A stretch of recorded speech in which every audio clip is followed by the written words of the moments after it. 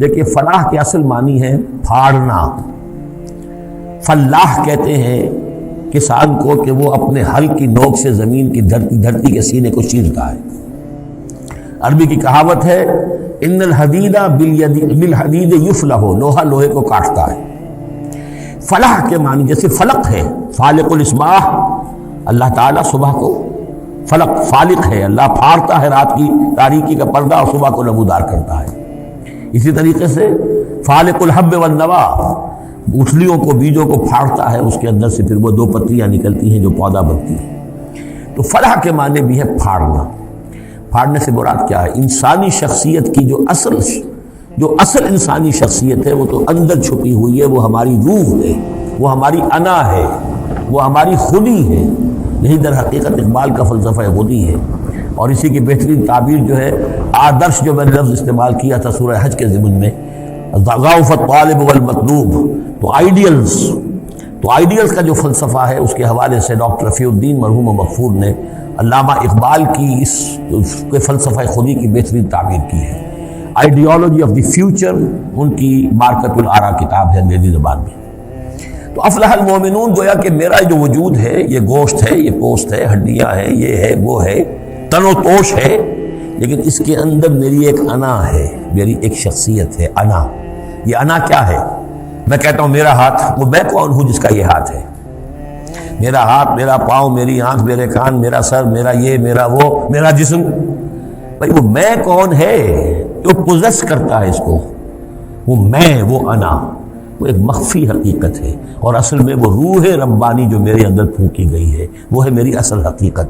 لیکن یہ غلافوں میں لپیٹ دی گئی ہے، مادی غلاف ہے. ان مادی غلافوں کو پھاڑ کر اپنی روح کو برآمد کرنا، جیسے کہ گٹھلی پھٹتی ہے تو دو پتے نکلتے ہیں تو آم کا درخت شروع ہوتا ہے. ان مادی غلافوں کو پھاڑ کر اپنی اصل حقیقت، اپنی اصل انا کو برآمد کر کے تقویت دینا، یہ ہے فلاح. قد افلح، بہترین ترجمہ کیا ہے یہاں پر لفظ کے قریب ترین ہونے کے اعتبار سے. میرے سامنے اس وقت یہ ہے حضرت شیخ الہند رحمۃ اللہ علیہ کا، اور شیخ الہند رحمۃ اللہ علیہ مولانا محمود الحسن صاحب کا کہنا یہ ہے کہ میں نے تو موضح القرآن میں جو ترجمہ شاہ عبد القادر دہلوی رحمۃ اللہ علیہ کا تھا وہی اختیار کیا ہے. کام نکال لے گئے اہل ایمان، قد افلح المومنون، کام نکال لے گئے اہل ایمان. جیسے کہ خزانہ ہو، خزانہ کھودیں گے تو نکالیں گے نا.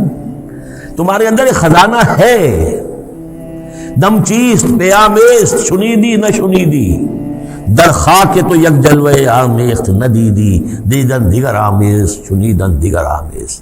تمہارے اندر نور بھی ہے نور تجلی بھی اسی خاک میں پنہا، غافل تو نرا صاحب ادراک نہیں ہے. تم حیوان ہی حیوان نہیں ہو، اس میں روح ملکوتی بھی ہے، لیکن تمہاری ساری توجہ اسی حیوانی وجود پر ہے. وہ روح جو ہے وہ تو تمہارے وجود کے اندر مر کر دفن ہو چکی ہے. تم چلتا پھرتا مقبرہ بن چکے ہو، تم زندہ نہیں ہو، مردہ ہو. اور جس کی روح جاگ جائے گویا کہ وہ زندہ ہوتا ہے، پھر اس کو زندگی ملتی ہے. فَلَنُحْيِيَنَّهُ حَيَاةً طَيِّبَةً. یہ ابو جہل مردہ تھا، یہ زندہ نہیں تھا، یہ اندھا تھا، دیکھ نہیں رہا تھا، یہ بہرا تھا، سنتا نہیں تھا. یہ جو حقائق ہے اس کو سمجھ لیجئے. اپنے وجود، اپنی اصل شخصیت، اپنی انا، اپنی خودی، اپنے سیلف، اس کی development of the self, development of the character, انسانی شخصیت کے لیے یہ ہے قد افلح. کھود نکالنا، خزانہ کھود نکالنا. ایک ہندی کا دوہا ہے بڑا پیارا، بھیکا بھوکا کوئی نہیں.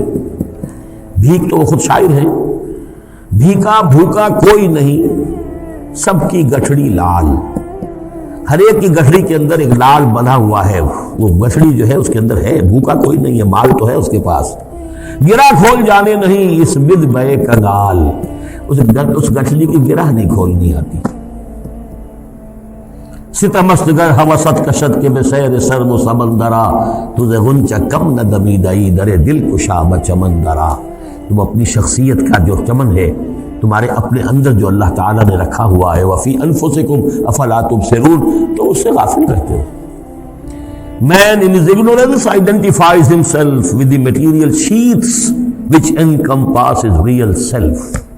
انسان اپنی جہالت میں اپنے ان مادی غلافوں ہی کو سمجھ بیٹھتا ہے یہ میں ہوں، یہ تو کچھ بھی نہیں ہے، مادی غلاف کی کوئی حیثیت نہیں ہے، تم کچھ اور ہو جو اس کے اندر ہو، لیکن بشرطے کہ تم اپنے آپ کو پہچان لو۔ من عرف نفسہ فقد عرف ربہ ولا تکونوا کالذین نسوا اللہ فانساہم انفسہم، ان لوگوں کے مانند نہ ہو جاؤ جنہوں نے اللہ کو بھلا دیا تو اللہ نے انہیں اپنے آپ سے غافل کر دیا۔